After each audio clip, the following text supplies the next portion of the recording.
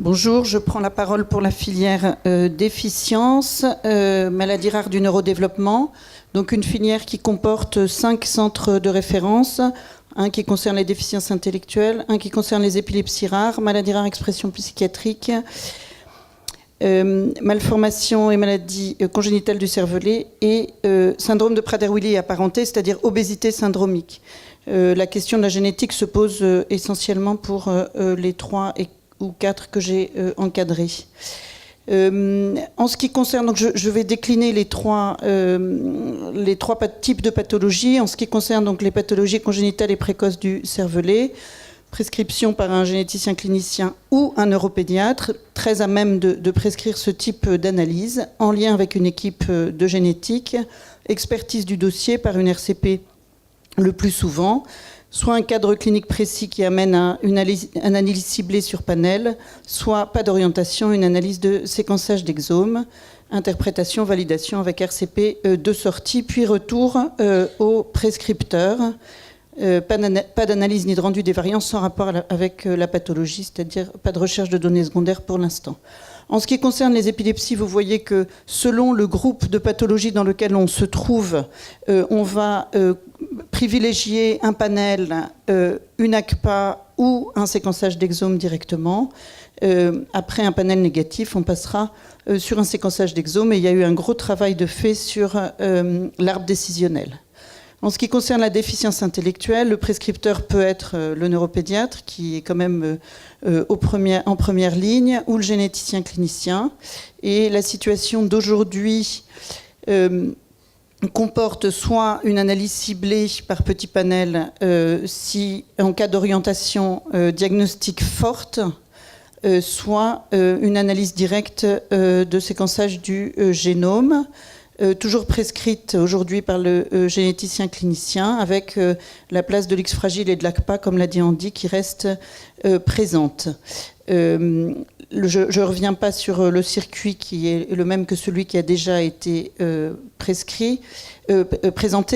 Je me pose la question de la RCP d'entrée en raison, idéalement, elle devrait être préconisée, mais du fait de la surcharge de travail et de temps que cela représente pour le nombre de patients concernés. La RCP de sortie en cas de séquençage haut débit est absolument indispensable. La question qui peut se poser dans la suite, c'est d'aller directement en séquençage de génome sans passer par les panels, même si on a une orientation diagnostique avec disparition, comme ça a été dit, de la recherche d'X fragile et d'ACPA.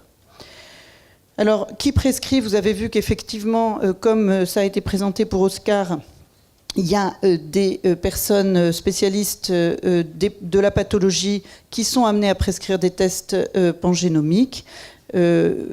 Toujours en lien avec une équipe de génétique clinique, avec une RCP d'entrée à discuter en fonction de la complexité du dossier et qui sera recommandée en cas de séquençage direct du génome avec généticien et neuropédiatre et qui rend le prescripteur obligatoirement présent à la RCP. Je crois que ça, c'est un point qui est extrêmement important, c'est que si le prescripteur n'est pas un généticien clinicien, il doit être présent à la RCP de sortie pour que la question ait été clairement débattue et que le rendu soit celui qui a été décidé en équipe. Alors, sur le plan des points pratiques, le top 3 des indications, vous avez vu déficience intellectuelle, épilepsie, maladie et malformation congénitale du cervelet, et on peut rajouter un 4e qui est obésité syndromique. Le volume des demandes, il paraît difficile à établir. Pour le cervelet, 300 à 400 cas index par an pour le WGS, mais en trio, ce qui fait effectivement un nombre plus important. L'épilepsie, de même. Pour la déficience intellectuelle, j'avoue que c'est difficile. On peut considérer qu'au moins 1% de la population a une déficience intellectuelle. Donc ça fait un volume absolument considérable. Tous ne sont pas d'origine génétique, mais quand on n'a pas de diagnostic, évidemment, c'est ce qu'on va aller chercher. Toujours en trio, en raison du nombre de mutations de novo. Alors les questions en suspens, elles sont importantes. Quels vont être le nombre de places disponibles par an ?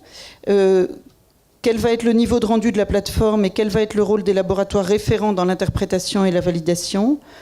Quelle va être la capacité des plateformes et l'adéquation à la demande? Et comment va-t-on prioriser les patients sur les plateformes? Comment va-t-on utiliser les données pour la recherche? Parmi les problématiques identifiées, j'ai terminé. Moi, 2 me paraissent essentielles.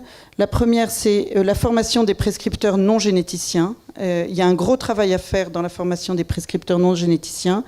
Et la deuxième, c'est la question du caractère extrêmement chronophage des RCP. Et on ne tiendra pas le choc si on n'est pas aidé pour les RCP. Je ne parle pas de la place des conseillers en génétique qui est aussi à rediscuter dans cette situation. Je vous remercie.